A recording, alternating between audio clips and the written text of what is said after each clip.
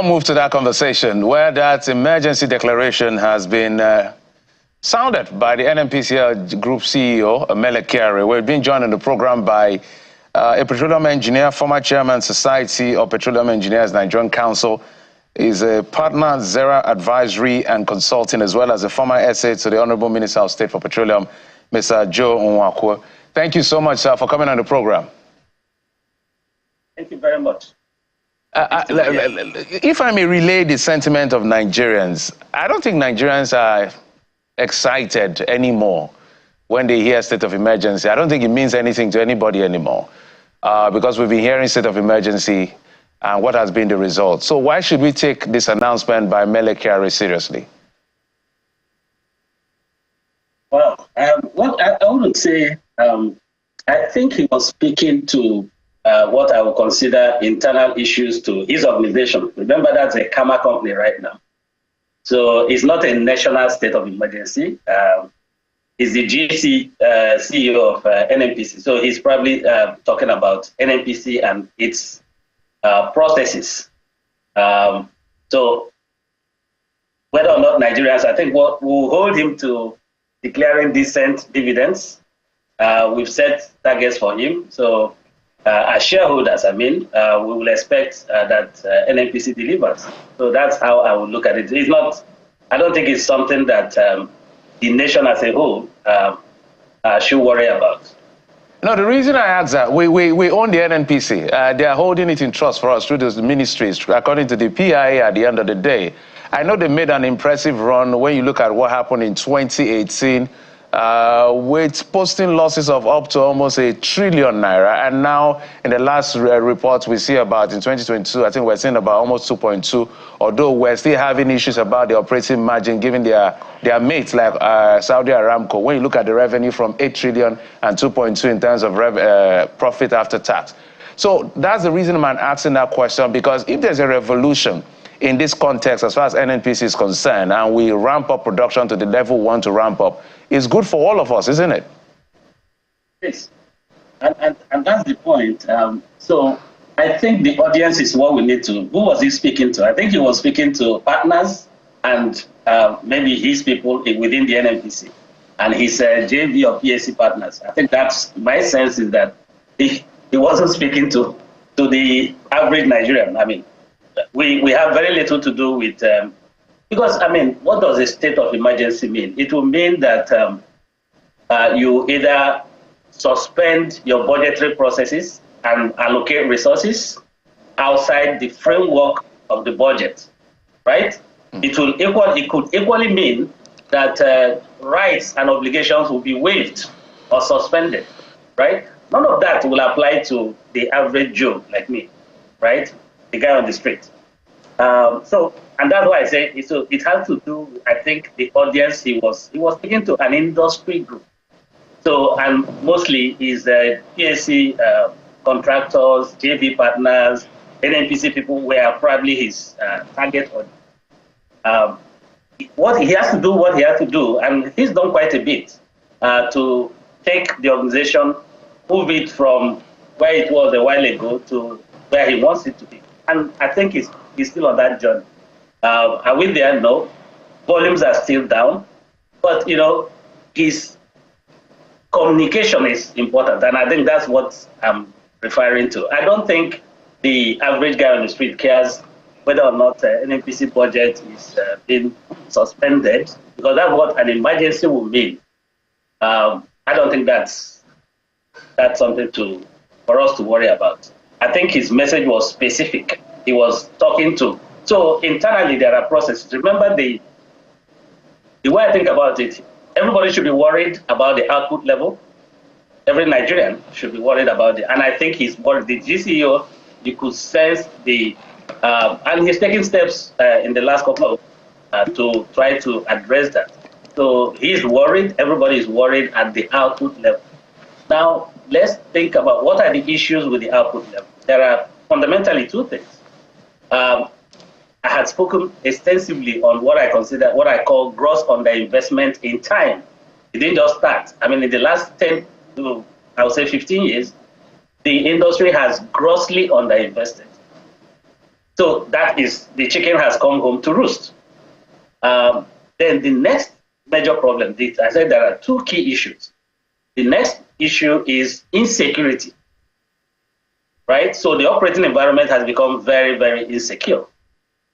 Now, a state of emergency by the GCO can address the underinvestment if it has the means. But of course, it's not gonna. The insecurity is something a bit outside his purview. The state has to address that. That's why he pays taxes, right? The state owes him a secure operating environment. And the state here, I mean the Nigerian state.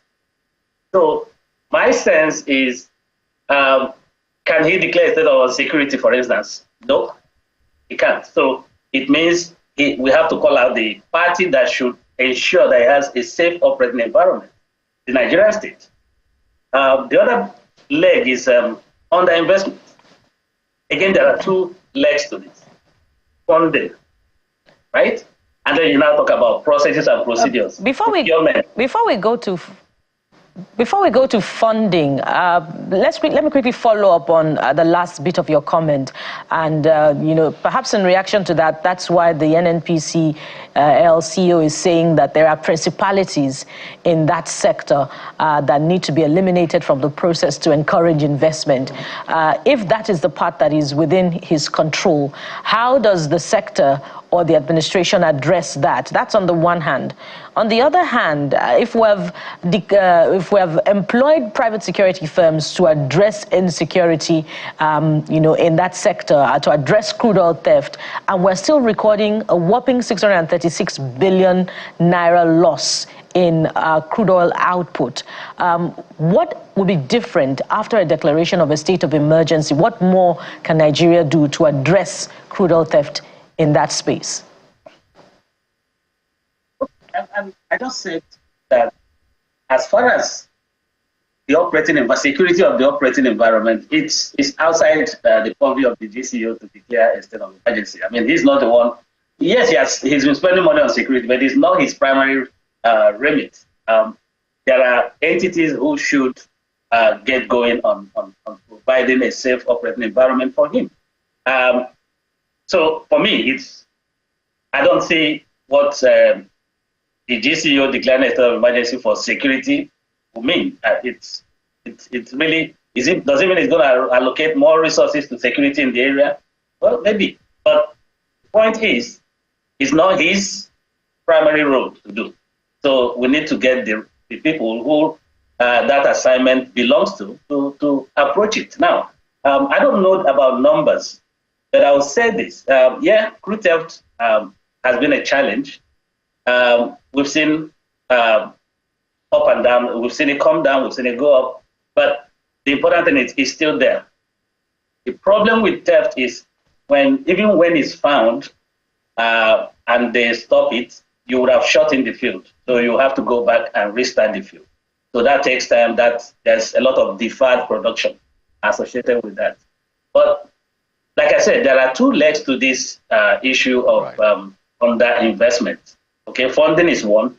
The other bit, right, is the procurement process. And I read his release. So he talked about the processes. Those are internal to NNPC, right? So we need to make sure. That's why I said it's not something that the nation should worry about. We just should hold him to deliverables. Okay. How he structures and manages the internal workings of NNPC, I don't think is something that is open to all of us to discuss. I will say this. In February, the president released a directive on reducing the contracting cycle and timelines, costs and timelines for an executive order, a presidential directive.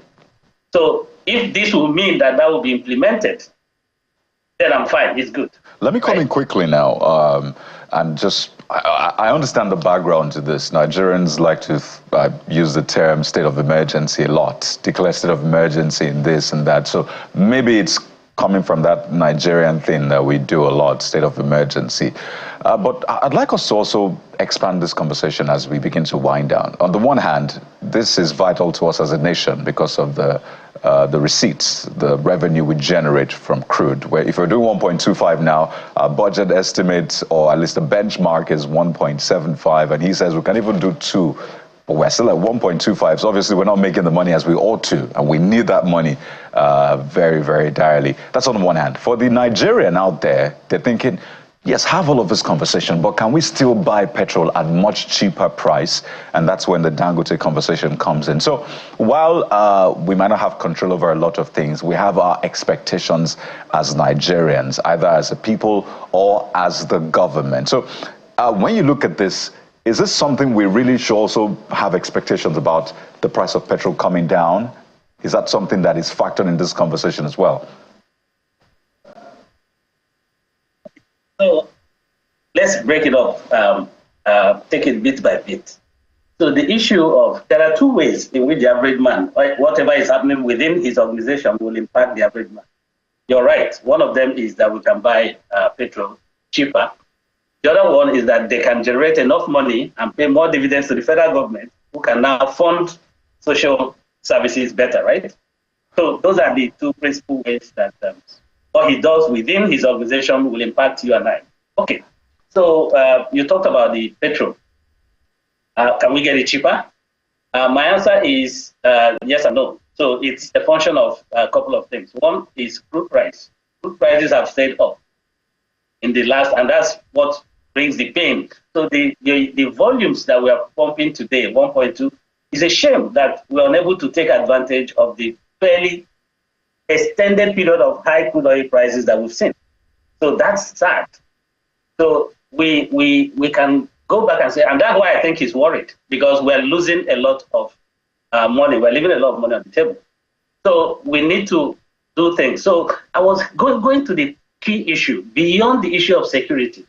The issue of funding is very key. A lot of the infrastructure are old and decayed and needs to be fixed, and that requires money. So we need to find a better model to fund the upstream. The JV arrangement clearly is challenged. It's not able to deliver the numbers to restore us to the, and he said, oh, we do have developed capacity of about 2 million barrels a day. And I agree. But the question is, what do you need to do to get that into the tank? It requires a lot of money. I do not think that the NNPC has the resources today to be able to achieve that.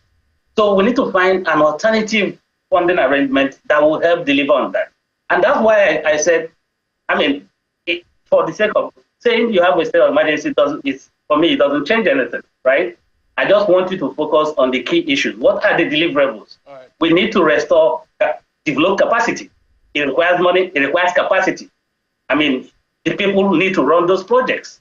Do you have the people? Do you have the money? How do we get that to happen in short order? And there are ways and means of doing that.